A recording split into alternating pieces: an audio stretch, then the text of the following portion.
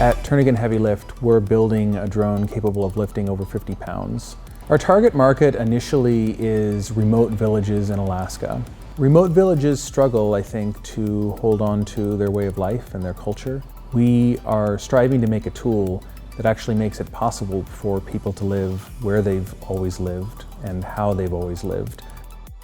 The global short-haul helicopter industry is around $37 billion. If you want a helicopter flight for even something as small as your phone, that's $2,500 an hour. We're talking about coming in at a tenth that cost.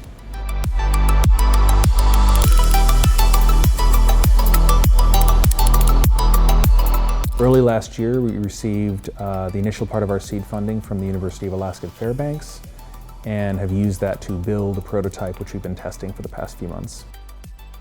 If you have any applications that you feel are suited to our technology, we want to hear from you, and we want to make sure that we're building a product that you as Alaskans can actually use.